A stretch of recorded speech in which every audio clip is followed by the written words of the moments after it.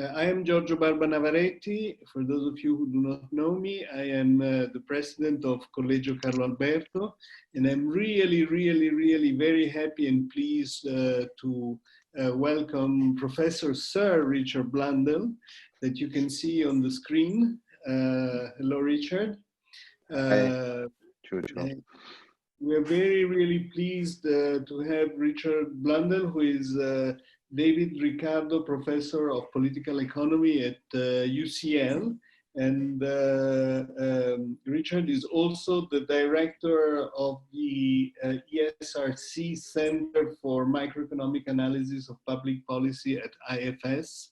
And I'm saying this because I think that it's dealing with public policy issue and dealing with how policy can affect microeconomic outcome is very important these days. And certainly I think that Pareto would have been very interested in the lecture that Richard is going to give us. I'm sure he will be. He would have been if he could attend. I think that what is also very important is that Richard is essentially focusing and working on issues that are crucial these days.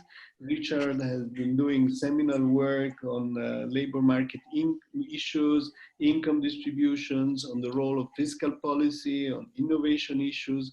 And all these sub-issues are really very much affected by the COVID. And so it will be interesting to understand how far, this terrible moment we're living through is going to affect our lives, our institution, the economic policies of our country. What will be the final effects of this epidemic, which is really dramatic, even though luckily on our side of the world is getting a little bit better. So it's going to be interesting to understand whether this will imply a radical change in our lives, or essentially, if, as other people are saying, we're going to go on in a kind of business as usual environment. The Pareto Lecture is the most prestigious lecture series, I would say, of our Collegio. We have hosted many prominent speakers, including 6 Nobel Prizes. So Richard, this is a good wish for you, for your future. We hope it's an opening, it's a great opening for your future. And Alessandro Sembenelli kindly will introduce Richard and go deeper in what is Richard's background and what have been Richard's contributions to the economic discipline. And thank you, Alessandro, for accepting to introduce Richard and also for chairing this lecture.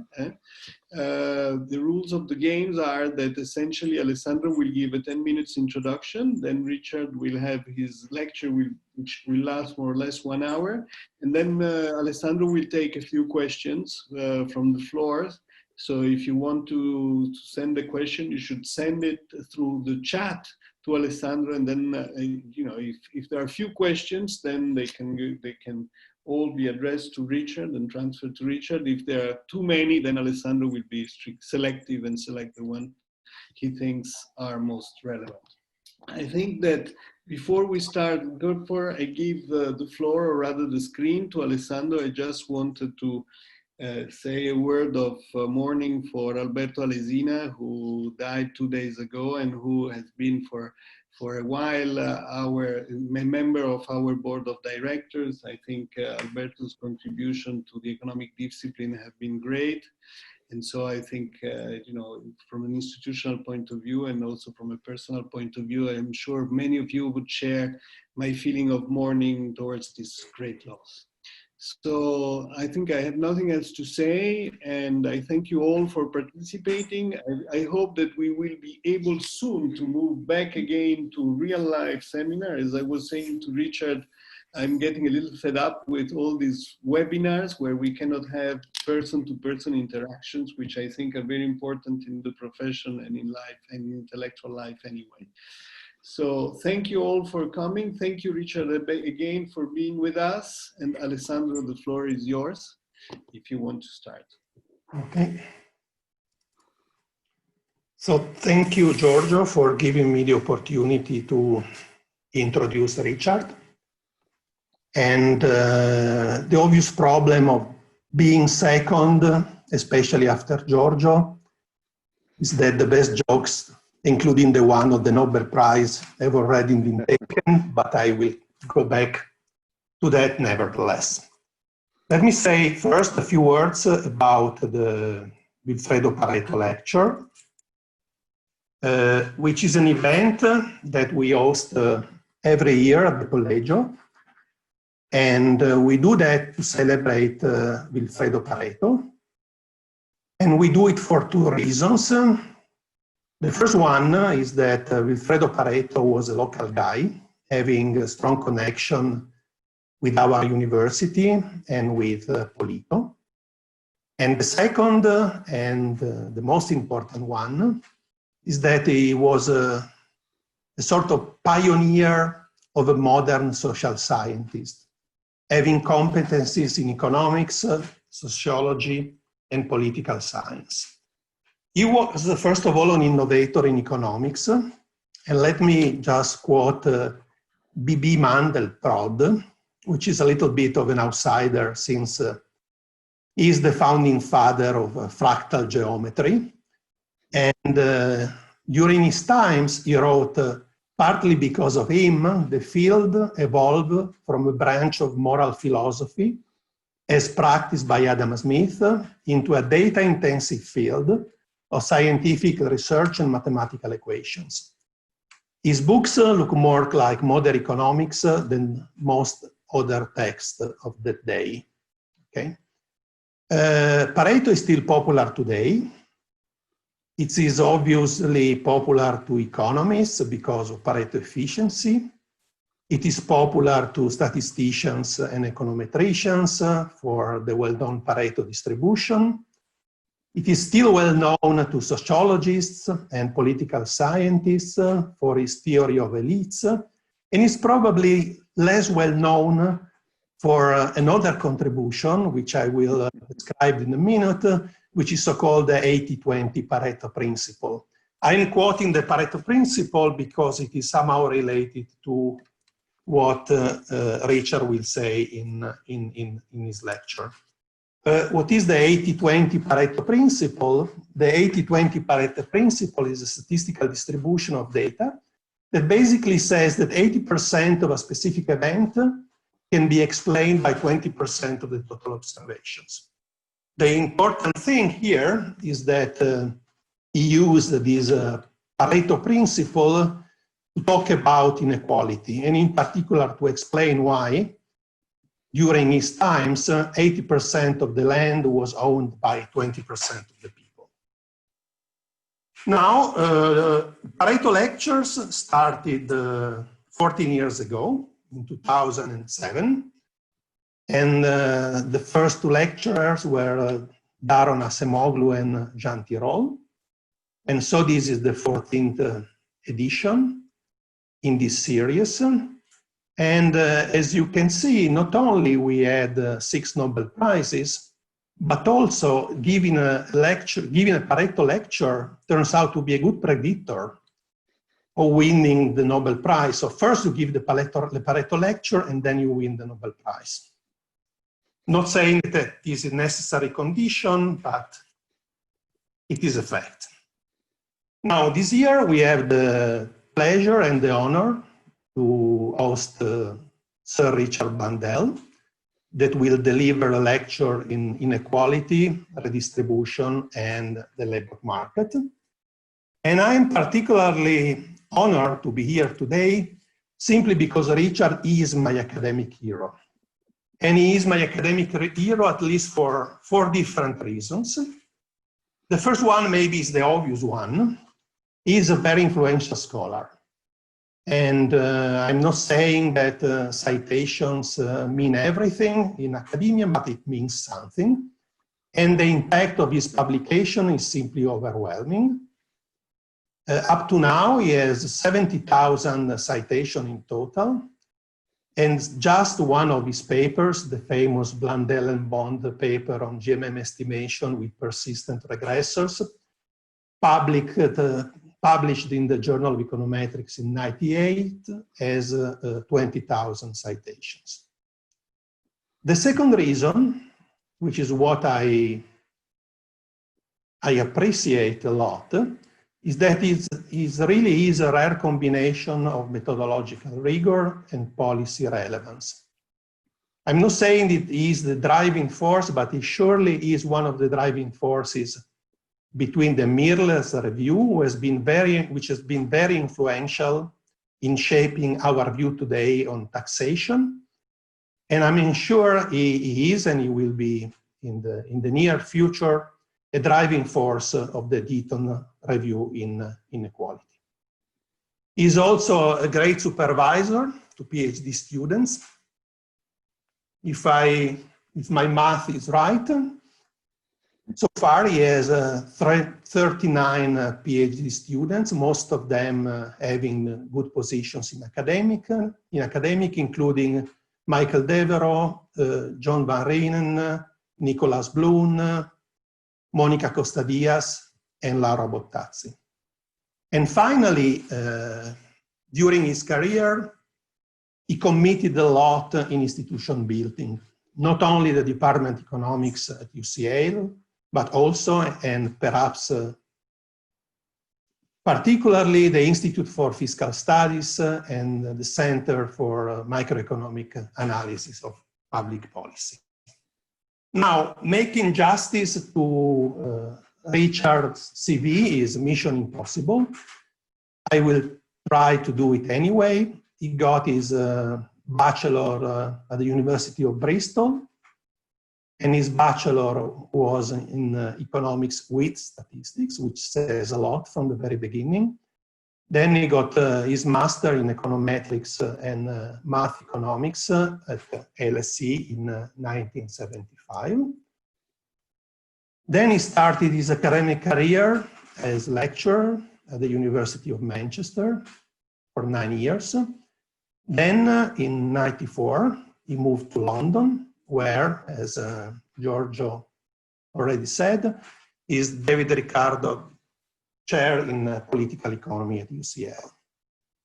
During the same time period, he was a research director of the Institute for Fiscal Studies for 30 years.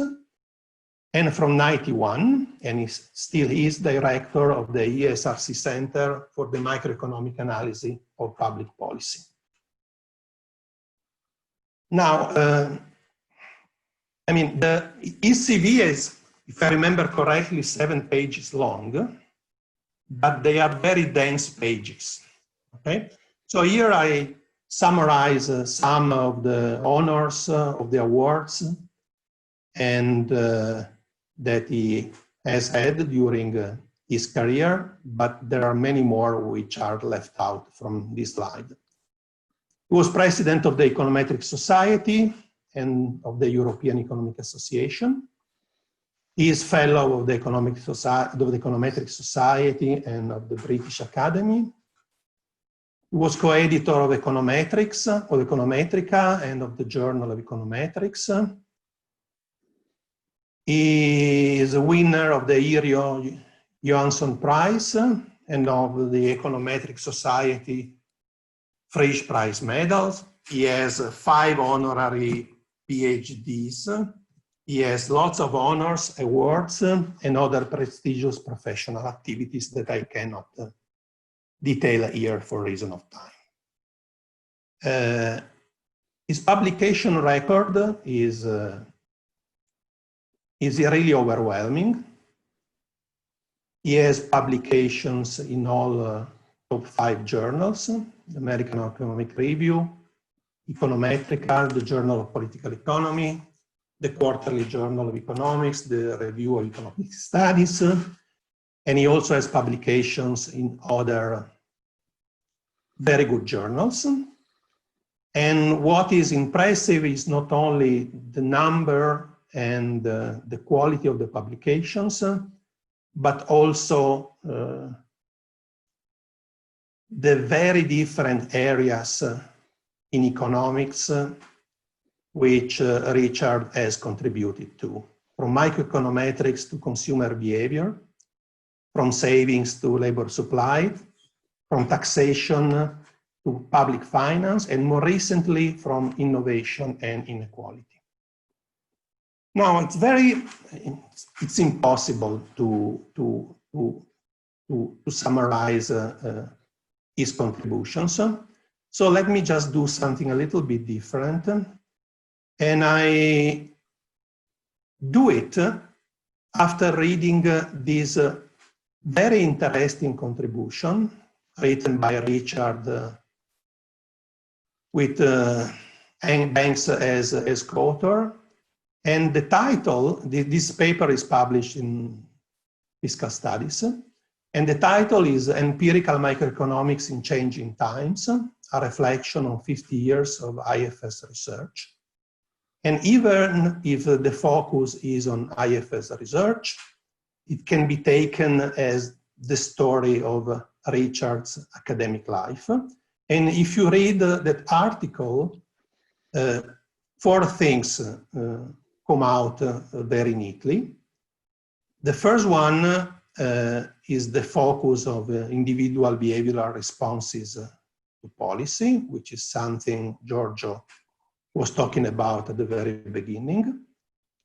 The second is interest in exploiting, but not only exploiting, but in constructing micro data sets. Is interest in the advancement in the econometric techniques. And you can look at the micro data sets and the econometric techniques as the 2 pillars allowing for the first and main goal, which is estimating individual behavioral responses to policy. And then as you move on reading this contribution, what comes out that at the end of the day, after some years of work, each paper turns out to be part of a broader, greater, and in my view, very coherent research agenda. Let me just conclude. As you all know, Richard was appointed Knight for his merits in advancing economics. As you can see on the right, there is another medal, which I really do think that Sir Richard Blundell deserves in the near future. And as you can see, I'm not the only one. This is an article from The Independent, I guess 2017. A view from the top, Sir Richard Blundell, fitted economist and possible future Nobel Prize winner. That's it from me. I will give now, I see that Giorgio is still around, so I will give the floor to Giorgio before Richard starts his lecture. Thank you very much, Alessandro. It was a very nice introduction. I think we should move ahead to the thing we're all looking for, which is Richard's lecture. So Richard, without further ado, I will give you the floor, and thank you very much again for being with us. Wow, thank you very much, Giorgio, Alessandro. Wonderful introduction. Hope I can live up to that. Let me just share my screen. I hope everybody can see it and hear me clearly. I really wish I could have been there, and I hope I can come to Torino as I really like being there, and I was very much looking forward to the visit and interacting with everybody. It's a great honor to give this lecture. This topic is a bit broader than I would normally give. As Alessandro mentioned, we're engaged in a new review we're just starting, actually, called the Deaton Review, which is a broad picture of inequality, its drivers and causes. I'll give you a little bit of background to that. And I'm a panel member, and my remit, in fact, is to look at the labor market and redistribution inequality. And I'm putting that together right now. So this lecture was a fantastic opportunity to bring all the pieces together. And so let me set that up as a way of thinking about how I'm going to give this lecture. I think of a couple of motivating ideas and key challenges. It comes from the background in public finance and thinking about inequality. And the motivating theme, really, I put right across this, this review and the work I've been doing lately, is that we can't address all the concerns about low wages, earnings inequality through the tax and welfare system alone. And the key challenge is how we best balance tax and benefit welfare policy with other policies. And there's a myriad of those. They typically are looked at individually. And the idea here is to try and give them a balanced view. So we think about how should we think of minimum wages, human capital policies, competition policy even now as a key policy that can affect inequality. And we might think of the role of competition in the labor market, but also competition between firms. And of course, as we look forward to what might happen post-COVID, I want to give a little bit of a view of that. It's not the main theme, but I'll come back to that at the end. But I think it was interesting, actually, when we started this panel, we had a meeting in January, in fact, of this year, and we thought, well, maybe this whole review is now going to be completely outdated and subsumed into all the analysis of COVID. But in fact, when you look at what's happening with COVID and the pandemic, you can see quite clearly that it's exacerbating many of the existing inequalities, and I'll show how I think that works. There's nice work going on in Italy pointing this out, and created new ones. Of course, the issue of whether you can work at home or not is a very interesting one, and whether you're in a lockdown sector or not.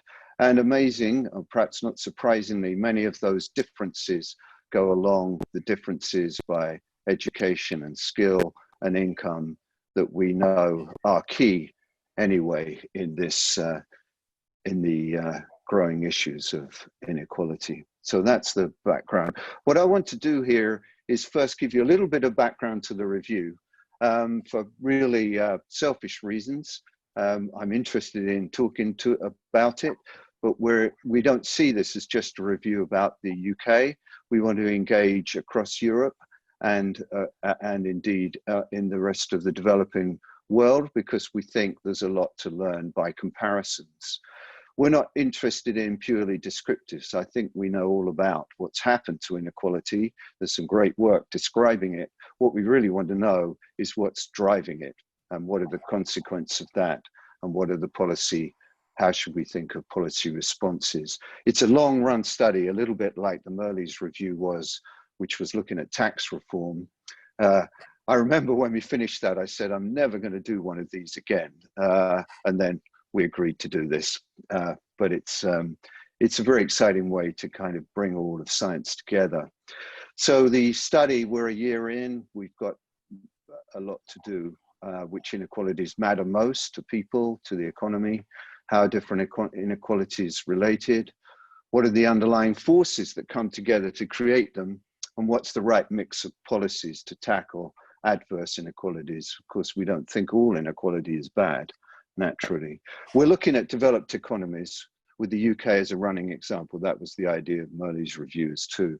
But it is comparative in nature. You look at the UK in the spectrum of genies, another Italian statistician, and in fact, the comparisons we're going to use are with Scandinavia, Northern Europe, Southern Europe, and North America. And you can see at least at the most recent I could find. I think we've got 2017 now. You can see where Italy stands a little bit higher than perhaps many parts of Europe. By European standards, the UK has a high degree of inequality. And we know the Gini isn't particularly good at picking out all the points in the distribution. In fact, Angus-Deaton often refuses to allow us to talk about the Gini, but it does give you some perspective.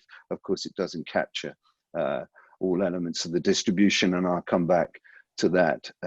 It certainly doesn't capture the Pareto tail, thinking of Pareto. We know also, looking at recent statistics, that the Italian inequality has risen over time, slowly, but it's, I was just looking at statistics from the Bank of Italy, and this number here, about 33.335, is grown since, certainly since the financial recession, and partly below before that. I'll come back to that. One theme I want to bring out of this is that many of the inequalities that we probably care about most have really been driven by what's happened in the labor market and how that plays out with families and with earnings profiles over people's lifetimes and across generations. So inequality is clearly not just about income. Income inequality is important, but so inequalities in wages, wealth, consumption, health, political voice. Certainly the first of those three have been key in my work, trying to link those together. It's natural that we would bring in health, and particularly given COVID, it's become even more important. And political voice, just thinking of Alessandro and all his great work. We need to look at inequalities between groups as well as individuals, gender, ethnicity. Perhaps these matter more. Certainly in Italy, we think of geographic inequality being a key, the geography, the inequality of place. And if you think of the big revolution in thinking about the impact of trade on society, perhaps the most influential and key innovation has been to realize that the impact of trade has been very geographic, much more geographic than certainly I learned when I was first doing trade. And it's had a big and important influence, I think, in the way we think now about globalization. The focus on the review, though, is to think about drivers and the best policy mix, as I said. It's comparative. I'll just give you a bit of a, this is a headache. Look at the team here. You know, I thought of putting this up just because there's some great past Pareto lecturers here, including Angus-Deaton in the chair, but also Giorgio down in the right corner, but definitely not down at the bottom. And just point out that the way this review is working is to think about the broad spectrum of things that influence inequality, and markets and market structure must be one of the most important. And that's why John is so key to the review. You might not think of John being a natural person for an inequality panel at first, but when you think about it, it's absolutely key. And indeed, thinking about the impact of platform technology and innovation on inequality just in the labor market, let alone in prices and in market shares and power. That's absolutely key. But you also see some a spectrum of people here, including political science, political economics, representation of Tim, epidemiology and Lisa Berkman, trade with Penny, and I could go on. But perhaps point down next to Jean, you see Deborah Satz, probably the most impressive philosopher who's interacting with economists from Stanford that I've come across, and a great important influence in this review. So much like the IFS review, it's going to be published in 2 volumes. I'll not spend too much time on this at all, but there's a volume of commissioned studies and commentaries, so bringing a whole host of people together, and a book finally written by the panel, which brings out, you know, trying to bring everything together. Of course, these days, books are not the only way to get to the general public, and we're doing lots of webinars and other public discourses. We are putting together a set of country studies, and particularly we began by focusing on Scandinavia, France, Germany, and Spain, and we're very keen to involve a group in Italy. And that's one reason for me, the selfish reason for talking about this here is to encourage some involvement in this by Italian economists and statistician. And I know the group in Turin is absolutely central to the work going on in Italy. I should add that, of course, we have to take account of the implications from the pandemic. The set of commission studies is wide. I just put that up. By the way, these slides, I've sent them already. They'll go up on the website. It's background, really. But you can see there's a whole vast array of things here. It's really quite a challenge bringing these together. My focus is really on the ones in red. In fact, what you could call the more economicsy ones, but there's a broad interaction here across these different studies. And that's going to be absolutely key. I refer to these as I draw on the empirics going through this. The focus here, though, I want to give is on particularly on this interaction between inequality, redistribution, and what's going on in the labour market. We know that the structure of work and families has changed over the last 3 decades and continues to change at pace. So obviously we want to think about how that is taking shape and influencing the concerns over inequality now. We've seen, at least in many economies, developed economies, growing earnings inequality for men and women with adverse labour market shocks for the low educated. I think in Italy, for example, the increase in inequality recently is largely driven by what's happening in the labour market at the bottom. At least that's my interpretation. And I'll show you how that's working in the UK and how we're thinking about that. When we place people and families with childcare, savings, human capital decisions, we get a different take on some of the key tax and welfare design questions. This is bringing labour economics together with public economics and perhaps household economics. Often that isn't done enough, although again, the group in Turin is famous for bringing these things together. In a dynamic context, over the life cycle or over time, what is redistribution, of course, and what is insurance become intrinsically linked. And that's going to be a key frame, I think. And perhaps these issues of safety net and insurance have become even more important following the pandemic. A previous title or a subtitle was Tax and Welfare Reform, the Challenge of Labour Market Inequality. And in a way that goes back to Merle's. That's exactly the way he thought. But how should we balance tax and welfare policies with other policies? That's something Merle's didn't consider, and I think is now the modern way we think about policy design. So let me turn to some facts, all pretty well known, but just to give you a bit of background and to highlight 2 periods recently in economic history. The what I call in many economies, particularly in the UK actually, a relatively strong growth period, 90 to 2007, and then the post-crash period, 2007-8 to what's happening now. And you can see over on the right there, the UK, it's very dramatic, these different periods. You can see the UK had relatively large annualized growth over that period, but then nothing subsequently, rather better than the US, at least in the first period. If I look at Italy right in the middle there, of course, it's had pretty poor average real earnings growth over this period in total. And we'll reflect on exactly what's happened there. I'm learning about that as I go along. At the bottom, you can see this part comes from one of the studies, which Steve Machin is the key lead author on, by the way, on labour markets. So we're drawing on much expertise here. If we look at the US, this is something that you will all know well.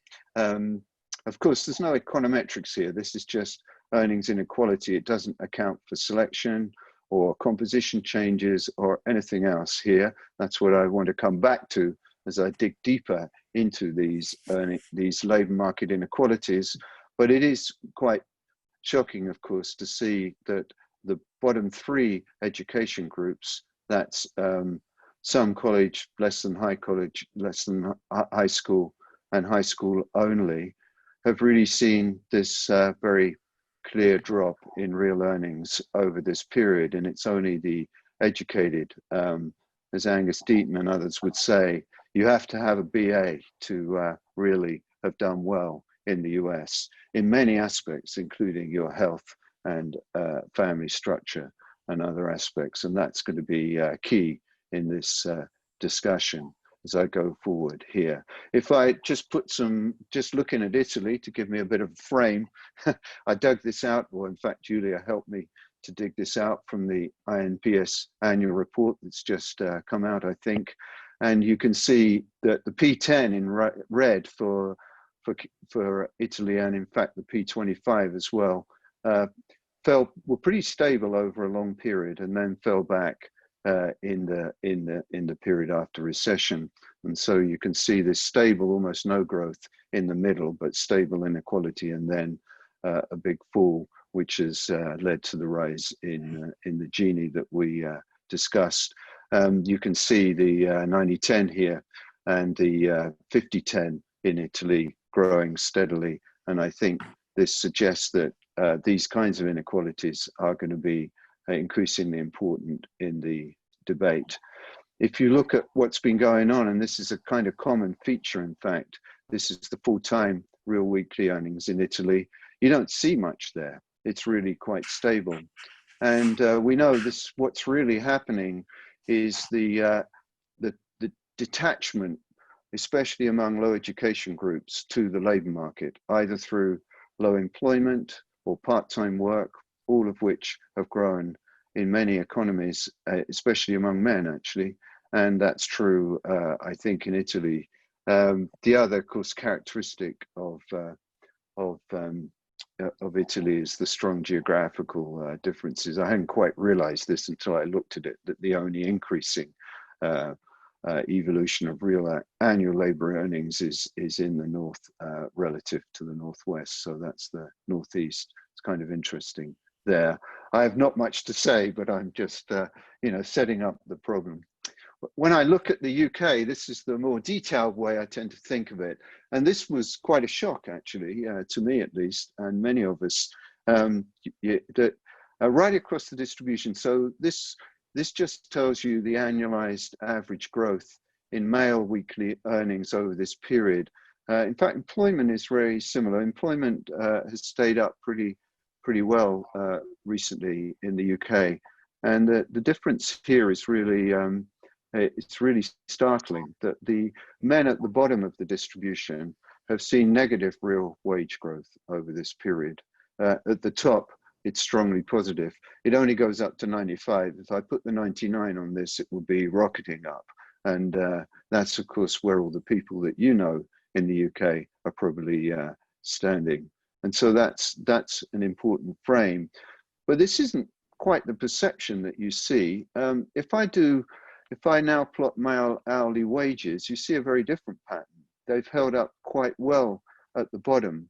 And this is one first key point, that although male hourly wages have stayed fairly reasonably buoyant at the bottom, as I'm going to show, largely due to the minimum wage increases over this period, earnings have fallen back. And of course, what could drive the difference between earnings and hourly wages? Well, it's got to be hours of work.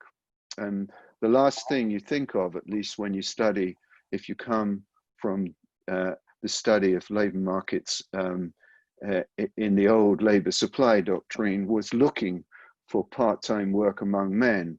But it's quite extraordinary that among the lowest quintile of wages, the growth in men working part-time has just been secular over this period. In fact, you can hardly see the recession here. It's a secular change going right back in time, that there's this gradual fall away from the full-time labor market not just among the young. Notice I'm focusing here on the 25 to 55-year-olds. It's the prime age men, which we really didn't expect to see here. It's not just the very young. It's not just the old here. It's even more exaggerated if you add in, which I'm not doing here, add in the self-employed. And we know the self-employment is pretty important. In fact, rather specifically in Italy, self-employment, at least according to this work, is high in Italy. It's high in Britain. And the little diamonds there reflect a very interesting increasing characteristic of the labor market, which is what we call solo self-employment. That is where you're not self-employed with 2 or 3 employees under you, like the old style small business, but you work on your own, probably contracted out, and often in the gig economy. And this, of course, is an increasing characteristic. In fact, if you look at the UK, the line that's going down is the percentage of regular self-employed with workers. That's just fallen over time. What's really growing strongly is the workers who are self-employed and working on their own. Of course, that gives you, there's a lot of important aspects of that, but one thing's for sure is it's changed the characteristics of the labor market in a number of ways. One is the way we tax them, tax individuals there, and secondly, their ability to interact and bargain, in fact, in work. If I bring in, and this is going to be a theme of what I'm going to talk about here, if I bring in women now, this picture it's particularly dramatic in the UK, but it works in other countries. And in this study I point to at the bottom with other co-authors, we look at both the UK and the US and find similar issues here. So we saw the bottom ones, that's the real earnings growth over this 20-year period among men, and we saw that wages held up but earnings fell. Well, it's exactly the opposite for women. You see wages pretty flat, but there's a big growth in earnings at the bottom for women here. And this is, of course, the growth in the move, in growth in hours of work, in fact, for women at the bottom of the distribution. And you might think, that's great. So let's put them together in households and we've solved the inequality problem because the men might have lost out, but the women have done fine. And in general, of course, until this recession, the COVID recession came along, we thought, at least in recent recessions, women tend to do rather well. In fact, of course, it's been the reverse in the pandemic. Women have been hit rather more than men, and much more than in the last recession. And so this buffering of household income by female employment and earnings is not happening right now. I'll come back to that. But of course, when you think about it a bit more carefully, you realize that if I bring in assortativeness of in marriages, in coupling, it's not going to be quite so positive a look. And what we find is quite strong assortativeness. There's even some evidence that assortativeness might have increased in the US. But even if it's just strong, of course, if there's growing earnings inequality and it's hitting both women and men, then it doesn't really help much in the overall between family earnings inequality. Of course, what it does do is a help within family inequality. And what women have done is helped in families, of course, the inequality at the bottom. There's a little bit more balance now. But between families, you see the same thing. In fact, if I move on and just plot the growth in working households pre-tax pay, so I'm looking at working households, I'll come back to look at the extensive margin. By the way, that doesn't help at all. In fact, it exaggerates the effects here. What you see is that there's no negatives now. So what happened is you put women and men together in couples, and we look at what's happened, women have certainly helped at the bottom. That's true in the US as well, quite dramatically true in the US. But overall inequality is much stronger growth at the top than at the bottom. And what happens here, if we look at after tax and benefit income, is again quite dramatic. The UK, at least up to 2010-12, did a pretty good job of supporting working households post-income at the bottom. And in fact, this is largely true to the incredible growth in work condition benefits like earned income tax credits in the US. And that's going to be a theme here. In many economies, work conditional benefits have done a huge amount of work in reducing inequality. And that's going to be true here. They don't do much at the top. Again, I've not got the top shares in here yet, but they do quite a bit at the bottom. And I'm going to show you how important kind of families and redistribution is. Of course, when we come to lone parents and single people, we're going to get a different take on that. By the way, if you look at the top share, it's all been pretty much upward slope until at least the last decade, where it's been fairly flat. But since the mid-70s, there's more or less a tripling of the share of income in the top 1%. One thing you learn looking at these statistics, I guess it was kind of obvious, is that the Gini doesn't capture the top very well, but neither do household surveys. And if you put the two together, you don't really get a good picture of what's going on in top shares. I guess many people understand this.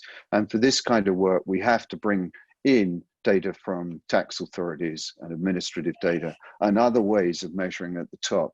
And of course, that's been a great innovation, is to now be able to bring in tax microdata from tax authorities, and it's had a huge impact in this work. If you look at what happened in the UK, similarly in the US, is there's a big expansion of work-related tax credits. So the income that goes to support people in work. This is a big change. It used to be, if we go back to the early 1980s, the big issue was worklessness, workless households. That's completely changed, at least in the UK, and to some extent in the US, where we just see it's low earnings that's causing much of the difficulty. And the growth in the welfare system is driven by supporting low earnings.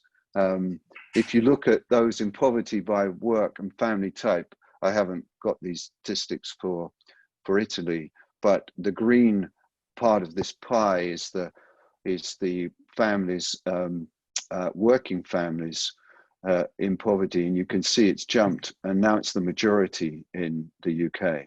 So something really horrible has happened at the bottom of the labour market, and to families at the bottom of the labour market, where they're in the labour market, but they're not any longer out of poverty or out of low earnings. And I think this has become a key issue. What's been the pressure on policy in the UK, it's probably happening widely. It's certainly happening in North America, but it's been particularly key in the UK, is that this big expansion of welfare has been put in reverse since the new administration came in 2010. And by 2015, we're seeing a set of policies that are being rolled out. And these are looking at some of them. And they're obviously clearly they're cut back in the value of benefits at the bottom. And they're clearly going to harm the income of those at the bottom. And that's the focus on the trade-off. It's just become untenable, really, to do all the redistribution this way. What's been the response by government on both sides of the Atlantic? One response has just been a large increase in minimum wages. The UK didn't have a minimum wage before 2000, and now it's got a minimum wage which by this summer will be as high in relative terms as getting close to those in France and Germany and other places. The minimum wage, of course, only recently introduced in Germany as well.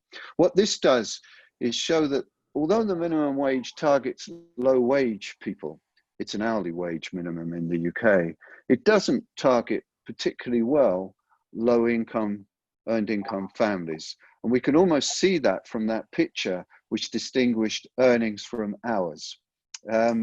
If, of course, you're supporting the wage quite well, the hourly wage, but hours are not keeping up, then earnings won't keep up either. If you put that together with families, where you find that it's often a young minimum wage worker in a family that has other supported income, this tells you where the minimum wage is really supporting across the income distribution. It's obviously important, but it's not targeted towards poorest households particularly well. If you look at the US, my last figure, I think, and now do some thinking, a bit more thinking, some of these characteristics are very evident in the US. I just give you some. In our recent paper, we go into this in much more detail. But if you look at, this is men and women in those 5 education groups that I looked at earlier over this 20-year period. And you can see that men at the bottom have done very, very poorly. Of course, there are composition changes over this period, so this isn't following individuals directly. I'll come back to that in a little while. But actually, the message is clear and holds up under composition adjustments. Women have done relatively better, actually, from a very low base, of course, but they're catching up there. And again, when you put the families together, you can see if you've got its sortativeness, if I bring the top 2 groups together and the bottom 2 groups together, the growth in female earnings has helped, but it doesn't offset the assortativeness and the growth in the top. It's a kind of obvious point, but I think really important, and shows why you can't really think about inequality without bringing the labor market together with family dynamics, assortativeness, and all of those aspects that we have always been concerned of, but perhaps haven't brought together quite as much as we should. So what I want to focus on in just a few minutes, really, but there are 3 kind of key issues which I find particularly important. I'm going to run through them rather more briefly than I probably was planning, but they're kind of key econometric issues, really. They require a bit more thought, and I think they're very important in this discussion. They're far from the only issues. Wage progression, though, increasingly, I think, is quite key. Those at the bottom who see no progress across their lifetime in earnings, and perhaps across generation as well, are probably those that are also disenchanted with the political process and other issues. Training, can ever training kind of solve the problem? And I think we need to rethink the way we think about training in labor economics and in inequality, and bring that together with the increasing evidence that firms play an important role here. Perhaps many of you, Alessandro, will have always thought this, but I should say among labor economists, the role of firms was rather sidelined. And I think the role of good firms and exactly what they bring to the debate is very important. Of course, what I'd like to do is just draw a few summary conclusions from looking across this swathe of things, those 3 things, and the balance of the other policies. And if I get any time at all, I'll have a little bit of a thought process on what has happened with COVID. If you look at the wage progression, it is, as I put, it's really depressing at the bottom of the labor market. And whichever way you look at it, the returns to the profiles, returns to experience are strongly complementary with initial education. And it's and I'm going to show you some more econometric work which purports to kind of show this clearly. This is just average log wages for 3 groups of women in the UK. So no econometrics or anything here, but they're pretty telling. At the bottom group, secondary, is just leaving school with basic education at 16. The middle group is high school. The top group is university educated women. And you can see the profiles are strong and longer at the top. They flatten out. And by the way, Men don't flatten out so quickly. So this flattening for women, of course, is very related to children coming along and the gender gap. But at the bottom, you can see if there might be a little bit of a uptick early on in people's career, but it's very, very flat. They bob along at the bottom, and that's a key characteristic. It's very evident in the UK, it's very evident in the US, and it's becoming more evident across countries. This is the US experience. If I go to the bottom left group, the less than high school, completely flat, whereas of course the BA, Collegio more, and you can see the growing difference. The blue is the men, the red is the women, where it's really striking.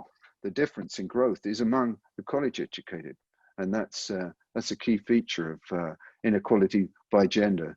And it's, in my view, a lot to do with wage profiles. If we look at female employment, these are the three groups too. There's just hugely more attachment to the labour market among the red group. That's the BA group that is at the bottom. And the bottom group on the right just do a lot more part-time work if they are back in the labour market. And again, this is going to be absolutely key. So what we do in the first part of the chronometric work to kind of think about this is to try and unpick what's going on here. It's a little more difficult than you might think. There's a lot of endogeneity issues here, but we have long series of panels on wages. By the way, there's some nice work at in Turin. Leo Pacelli and others have looked at these kind of issues, kind of similar style, I think. This is from the UK. I've got the same work on the US, just following individuals in their log wage. Just log wage for individual I, and with schooling background S, at age T. There's a kind of mince-ish start to it. I'll put down what these are. And then there's going to be characteristics, X's, they're the background characteristic. Absolutely key, by the way, background characteristics. You just make a mistake if you don't control for them. I've been surprised how important having data which takes people right back to their family structure. And they do that in the British panel by asking detailed questionnaires of life histories, what was going on in your family when you were 16, for example, and earlier, absolutely key.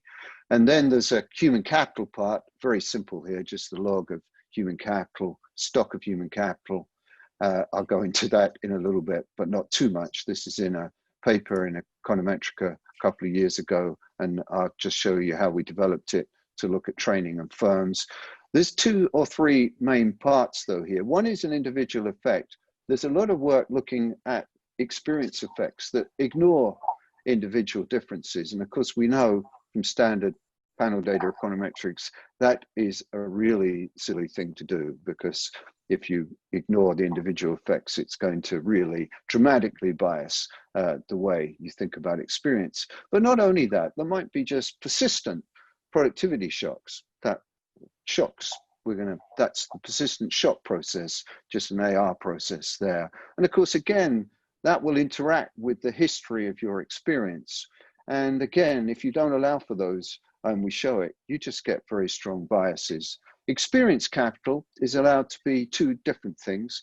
There's an FT there, kind of the 4th, 5th line down, and there's PT. That is, we allow part-time to have a different experience capital effect to full-time.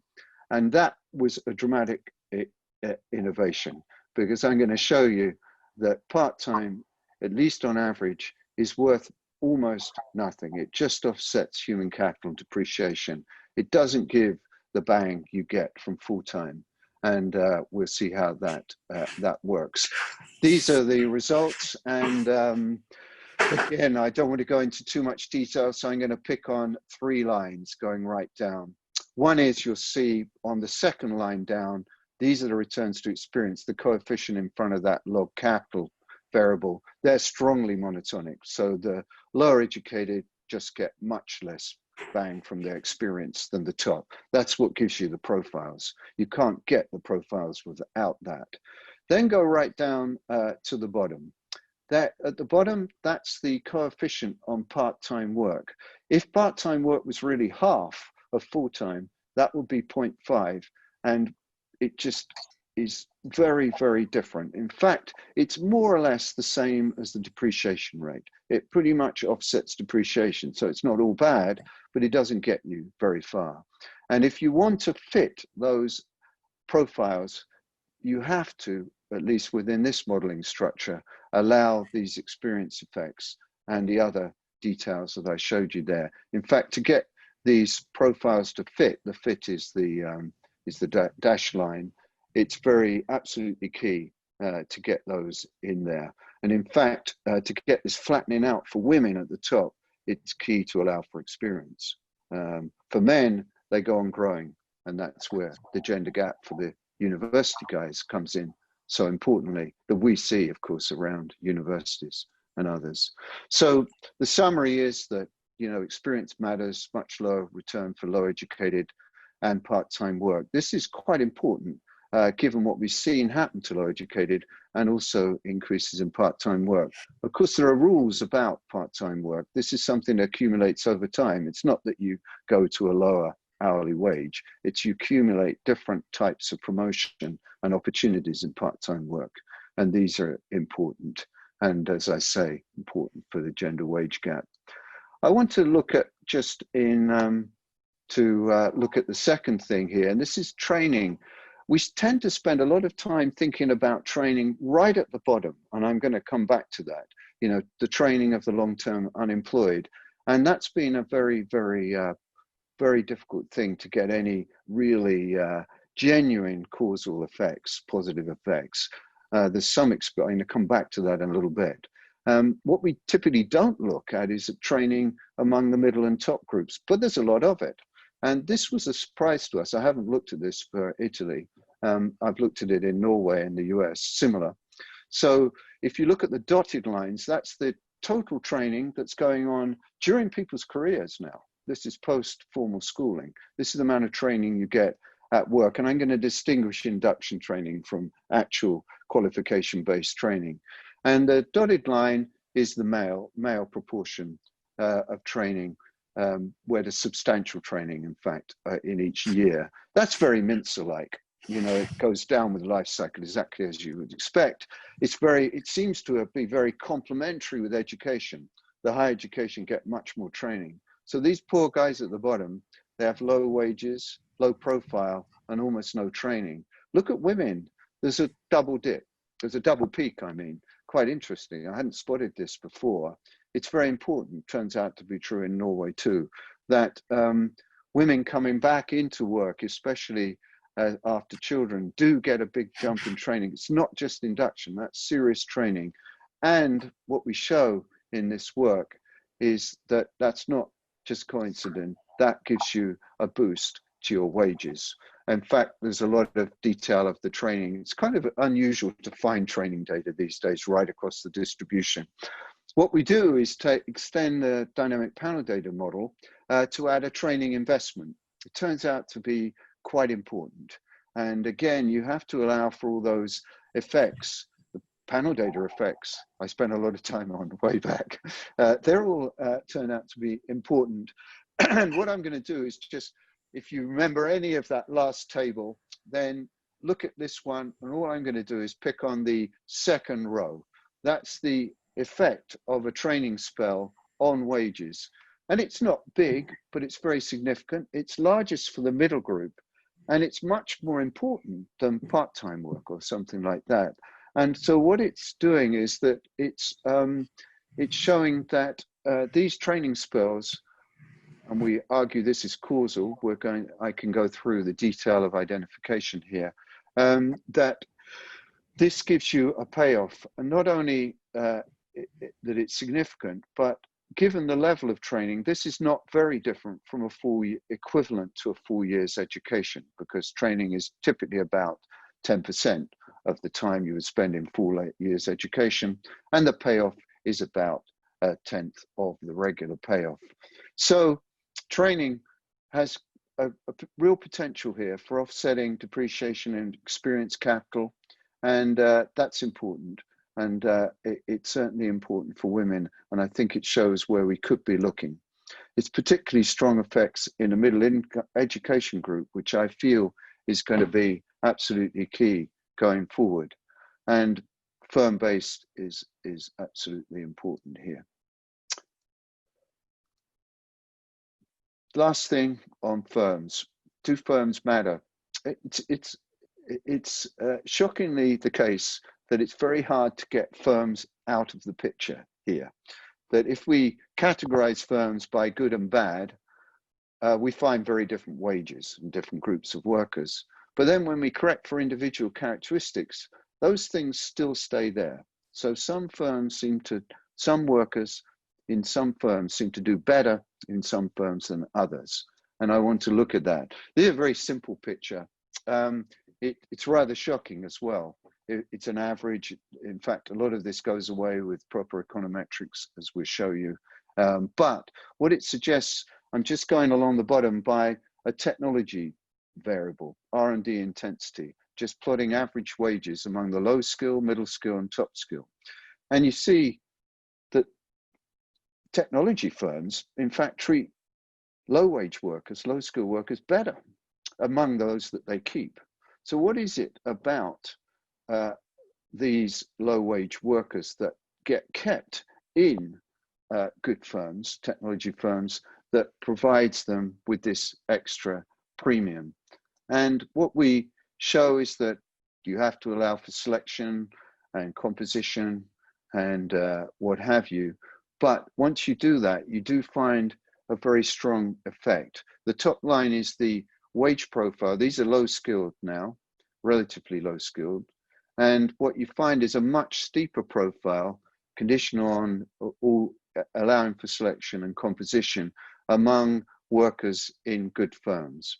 And so what we do is we delve into the detail of that and look at the tasks.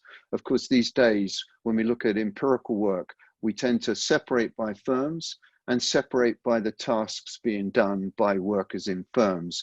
And we bring that together with administrative panel data now and show that there are some tasks done by low education workers which have a real payoff in the labor market. And I think this is quite important. We know that group is really been suffering, and we need to understand what we could do there. The key interaction, and one can look at that work. What we find is that innovative firms always pay better, of course, but some workers in low skilled occupations attract higher wages. And these are those that reflect a higher value of soft skills, a higher proportion of soft skills, which are defined as those that are complementary to investments, technology. And they're also the workers that are likely to be trained and less likely to be outsourced. Outsourcing, by the way, is seen as one way which has separated the progression that we used to see in firms from for low wage workers who now tend to not be directly inside the firm. And these are kind of key. So we go through a little bit of the idea there, but what I wanted to do there was kind of show how these aspects are going to be very important, and they highlight exactly the group we've been worrying about in the labor market. So some takeaways, little wage progression for the low educated and those in part-time work. At least in the UK and the US, employment is no longer enough to escape poverty or self-sufficiency. We have to rethink our kind of way of thinking of employment, employment as the great thing in a way to solve low incomes and poverty. Indeed, there might be diverging profiles with education. I haven't looked at Italy there. It would be very important to do that. The increase in family labor supply has not overcome family earnings inequality because of assortativeness and their relative low share still in family earnings. Those tax credits and things that are targeted to low earning families are pretty good at that targeting, but of course they provide exactly the wrong incentive for earnings progression. And I was looking at some work at Turin actually on conditioning and mentoring that Daniela and Giuseppe and people have been doing right. And that's exactly the right way to go, I would say, that you need to kind of think about conditioning these transfers on things that will relate back to what we were talking about with training. The minimum wage has worked better than certainly I thought it would, but it really doesn't target particularly well. I see it as a complement rather than a substitute, and maybe affecting vulnerable work. In fact, we've been looking at where the most automatable jobs are, and as you increase the minimum wage, it seems to cut more into that group. So designing a policy mix, the key is really, in my view, to think about what is it that limits wage progression and how should we build on that? What skills among the lower educated are valued and how can we focus on that? And then as an aside here, but quite an important one, do we need to worry about competition, both in the labor market and the firms market? Firms are now seen to be important and their wage setting is important. So the outsourcing, the solo self-employed and the workers in different local labor markets is kind of key here. And obviously there are very good policies for improving the competition in labor markets as well as in product markets. I won't spend too much time on those. What I thought I'd do in my last 2 minutes is say a few words about the implications for all this of the COVID pandemic. We and many others have been doing a huge amount of work on this. I noticed some pretty nice work going on in Italy, which given its position in the pandemic, the timing of the pandemic, we have a lot to learn from. But far from pushing the issues of inequality and redistribution down the agenda, which we worried about to begin with, it's of course almost done the opposite, perhaps even done more than the opposite. It's exacerbating existing inequalities. We've seen the lockdown industries, as we're going to see again, but I'll show some nice work in Italy, it's really affected the low earning younger and women actually in the UK. The differences in work, health, education, age, gender have all been somehow blown up in this pandemic. And we kind of worry that these things will have lasting impacts. In fact, we know, of course, that inequalities tend to get exaggerated during a recession and they don't go away. There's some very important work on the US showing that's important. What's happened with the pandemic, it's opened up new fissures in society along dimensions were previously less significant. I guess the most obvious is being able to work at home. And if technology changes to that, then it is really the more educated and those IT savvy who can do that. But also for cities, the use of public transport. London is a hugely public transport intensive city. So if you put these together, you can see how important those two things we thought were less important actually are now coming to the fore. But the loss of earnings from the pandemic, I think, and the lockdown has brought the effectiveness of the safety net across different countries into sharp focus.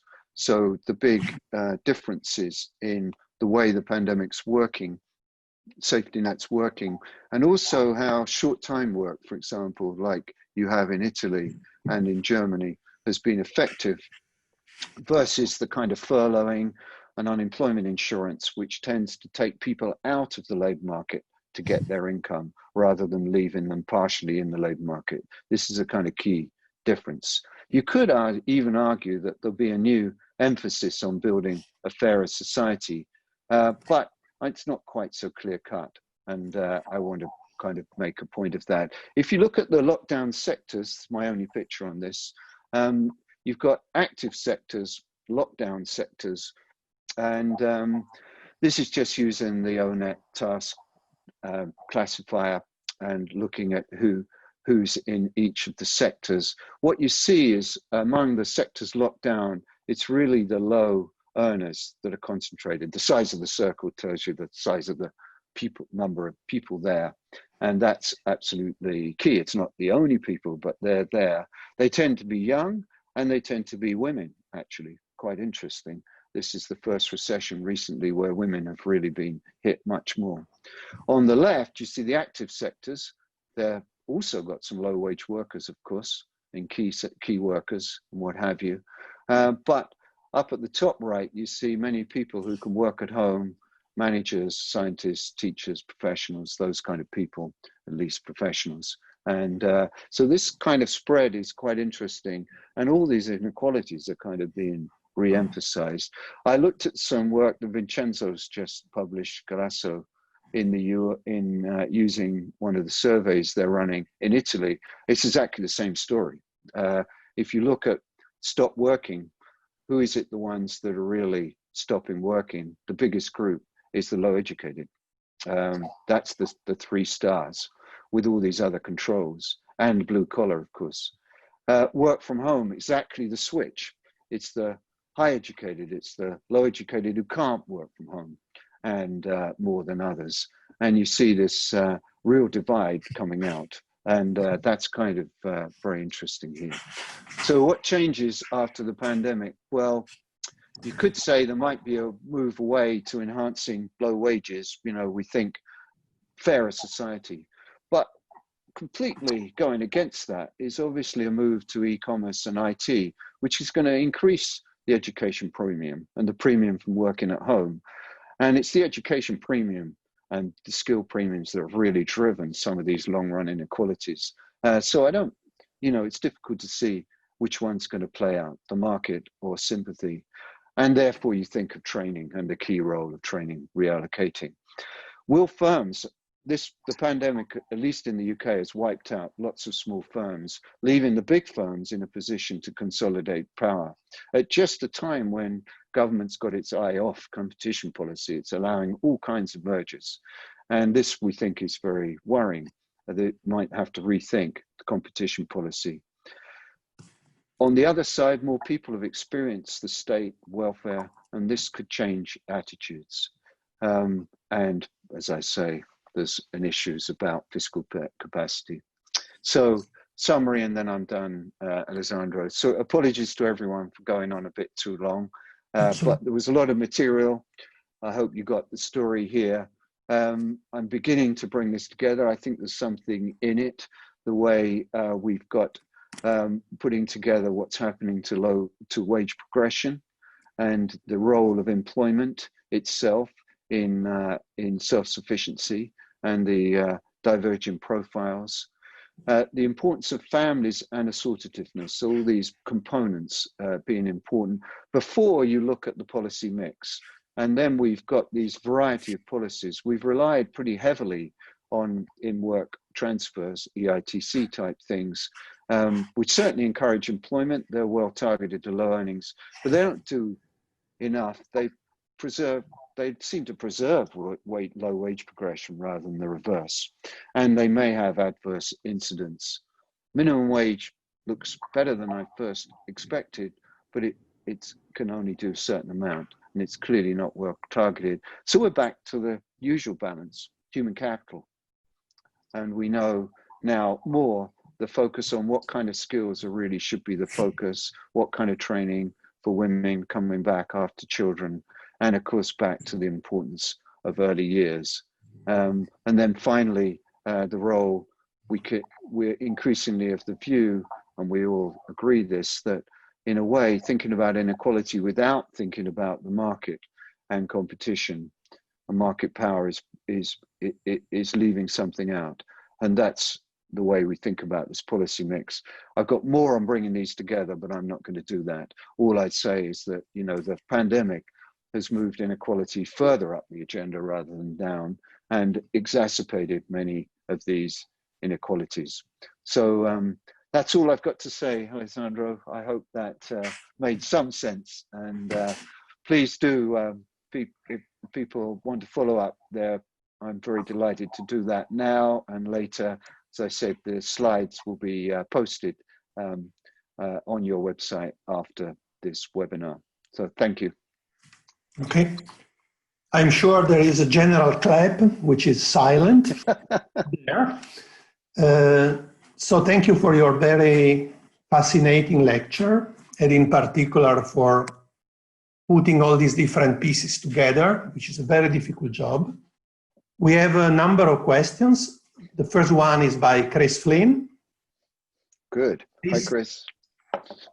Hey, Richard. Enjoyed it very much. Since I'm the first questioner, let me just say how much we appreciated you doing this, and What an interesting, stimulating talk it was. Thank you. So I'm going to ask you a question about minimum wages in particular, as you might anticipate.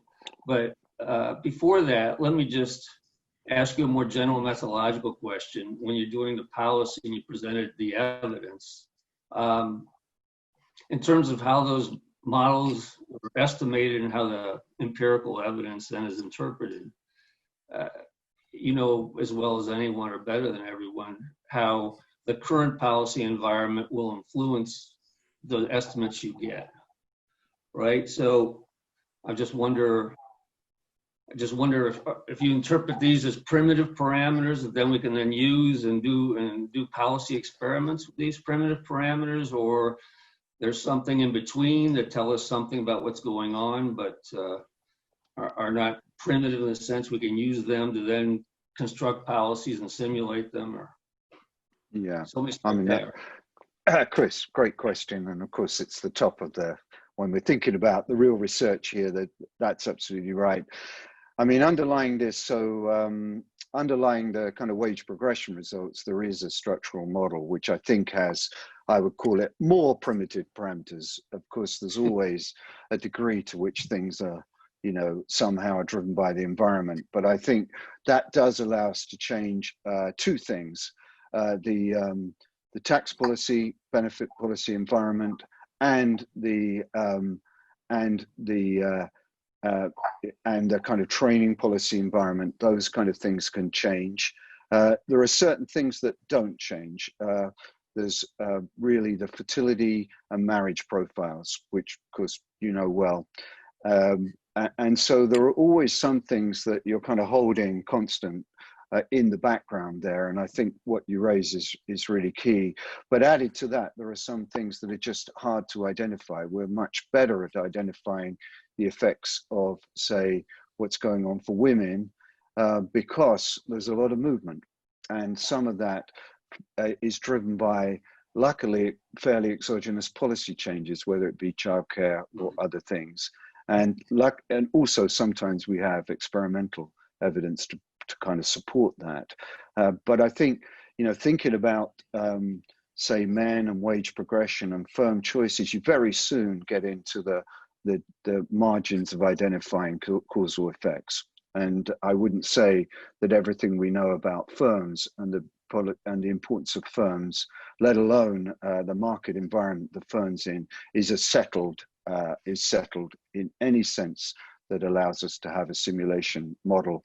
So I tend to balance these things. You know, I get the detail and then I think about what I've learned and bring them together. It's not a complete kind of macro story. I admire that kind of work, but it's hard to get everything completely right in my mind there. So I agree. There's it's kind of exciting to get as much structural primitives as you can. I appreciate that. That's a good response. So let me just ask you a specific question I was going to ask. I'm worried. So aside from the issues you had about the targeting of the minimum wage, in terms of your particular interest in inequality per se, but then I really worry the minimum wage. I have issues with it as a policy in general, but the pre and post-COVID labor market in the United States, and the fact I have relatives in the restaurant industry have been kind of wiped out in the short run, at least, by that.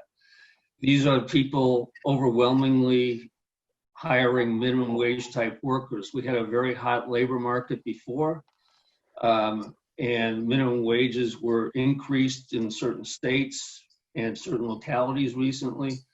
And you just think what effect these high minimum wages are going to have on the ability to bounce back from the recession for the lowest skilled individuals in the economy. Yeah. So I think it could be really disastrous because they're not indexed to anything, obviously. Yeah. I think there's 2 points, quick points there. I kind of agree with that. Two things: the minimum wage has become political. We used to have a low wage commission, which would recommend, depending on the market, and broadly speaking, it was pretty good, you know, within, but that became more like a political policy thing as a substitute to tax credits. And I think that really hasn't worked very well. And we're going to really see it now. We have a large increase in the minimum wage about to happen at a time when, as you point out, it's exactly the if that commission was now looking at that market, it wouldn't be recommending that, far from it. So I think you're exactly right. It's yeah, when it becomes a political policy choice, it loses a lot of the kind of, there is some science to it, as you know, in search models and other things, and I think we've lost a little bit of that. Thanks very much. So I've been asked to read two questions. They are both very general. I will read them both and then you can do what you want, basically. Question number one, is there any correlation between inequality in the labor market and immigration, particularly the illegal one? If so, how does this impact the labor market? And the second one is, okay. What is your opinion on the feasibility of the currently debated wealth tax proposals to combat the excessive wealth inequality? Big questions. Yeah, good questions. On the first one, the first thing I always point out, if I just go to the labour force survey in the UK, there are more immigrants in the higher education group than there are, i.e., people not born in the UK. Secondly, economies that have more people don't have more inequality or lower wages. Capital and other things adjust, at least in the medium run. So overall, I think bringing in workers who are relatively who are working age is within reason, not likely to have a big increase in inequality. Of course, there are two kind of counters to that. One is if there are other problems with people arriving, either they've got health or other issues associated with them, then that brings demands. Also, the kind of housing and location, I think we've underestimated the reaction of people there. Although looking at the Brexit debate, we know that the big Brexit vote was in areas that hadn't seen much immigration. In fact, it's exactly the opposite. People were quite pro openness in Europe in areas like London, which has by far the highest immigration levels. So overall, I think it's very nuanced, and I tend to look at it case by case. And generally, I don't see a big correlation, and certainly not a causal effect of immigration on inequality. By the way, we've got a whole study on immigration inequality that was part of this review. So and ethnicity. So all those things are important. The wealth tax, I guess there's 2 points here. One is it's absolutely true that we don't tax capital very well. In fact, and this was one of the big conclusions of Merley's review, so hardly a kind of radical, but we had two parts to that, which I think hold up well in this. One is lots of aspects of wealth, in particular capital gains, housing, a number of other things are taxed at a very much lower rate than is optimal. And in general, you want to have a similar marginal rate across all sources of income. And we don't do that. That's one of the problems with self-employment as well, by the way, and informality generally, but also among capital gains. So that's one thing. Secondly, we don't tax excess returns very well. And in fact, in Merley's, we suggested a mechanism whereby normal returns, which are fairly small, but nonetheless, there's no particular reason why you want to tax normal returns, but excess returns should be taxed at a relatively high progressive rate. There's no reason not to do that. And if we were doing that now, we capture much more of the unexpected shock that's happening in certain industries that are not locked down or that are supplying online, including Amazon and what have you. And then I guess finally, a lot of the issues are about jurisdictions. Wealth is kind of hard to measure. The bits you can measure, like housing are just a part of it. And I think some of the reaction against wealth taxes have been largely because it's missed a lot of the high wealth group. So generally, my view is that we could do a better job than we do currently in taxing capital and inheritances before we need to worry about an overall wealth tax.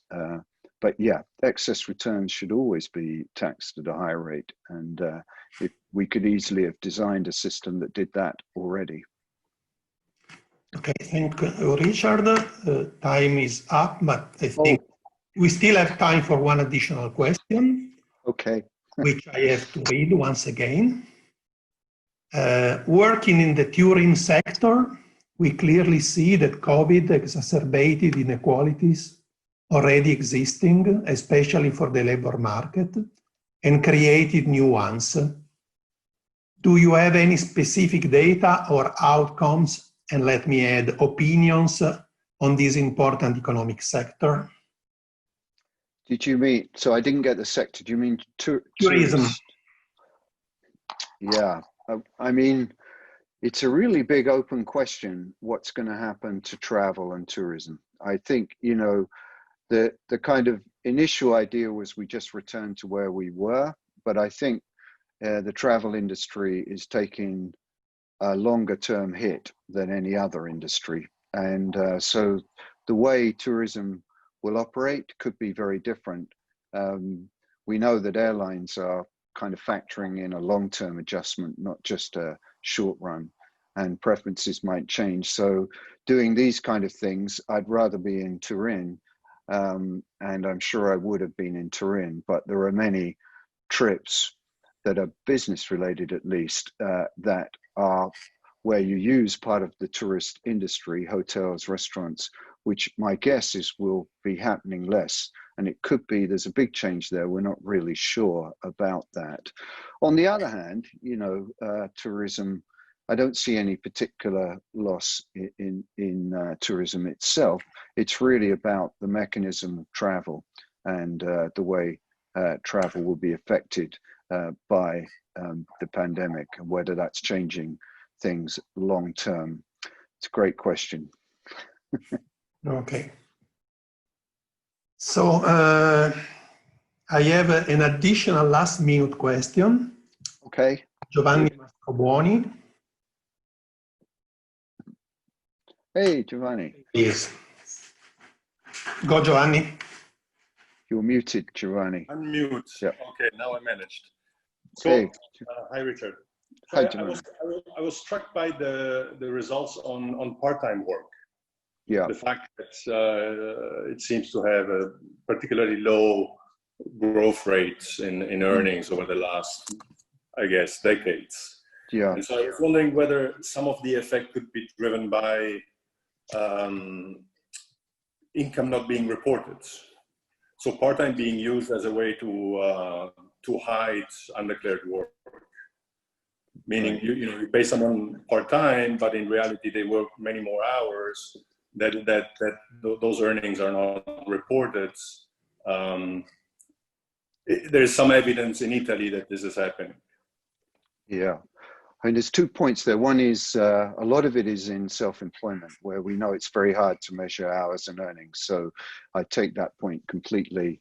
And where it might be as much volatility as part-time. So if people are switching a lot, it might be an effect of volatility, where you're seeing more part-time, but also, just volatility. That's something that would be great. Now we have enough data to look at that. I also think there's, the legislation in Italy has been very different to, say, the UK, Netherlands, the US on part-time work. And, before 2000, it was fairly difficult to employ someone part-time. There was legislation. So it's grown quite dramatically over that period. And I think the work I saw, I think that, though, it's the kind of data that we have is fairly accurate on earnings and hours. It's administrative data followed up with surveys. So I suspect that isn't the issue. My own view is that part-timers are not getting, especially educated part-timers. It's particularly So I always reflect on my colleagues. You know, if you're in a job and you take part-time, you do all the routine things, teaching, grading, but you're not there at the right meetings, and you're not there, you just don't, you avoid the promotion. So it's not that you get a lower hourly wage, in fact that's kind of illegal, but you're not there to get the promotions. And so slowly the full-timers and the men do better, and particularly the women or the low educated men are just kind of separated over their working career. So it's not something immediately obvious. In fact, we've looked at that in some detail. It's a great question, and I think the institutional differences between countries could be quite important here. So I wouldn't claim this is true for Italy. It's certainly true in the Netherlands, in the UK, and in the US, though. So there's but it's an important topic. That's right. I mean, I was thinking about the 0 hours work, yeah. 0 hour contracts. Yeah. Because those are so the kind of contracts that we have seen in Italy that seem to allow income under reporting. Yeah, that might well be right. We need to understand those a lot better, and in fact get the tax system right for them. It's a mess because there's a lot of incentives to create those kind of working positions just because they're tax favored, and right. I think that's just a crazy thing to happen. There might be good reason for gig working, but for tax reasons that clearly is not a good reason. So yeah, thank you so much. Good to see you, Giovanni. Okay, thank you. I guess we are done. So let me thank Richard once again for his wonderful lecture and for his availability in answering to these really broad questions. And let me also thank everybody who has been with us for the last 1 hour and a half. And see you next year, hopefully in our big room and not. Yeah. Okay. Thank you very much. Thanks, everybody. Bye-bye.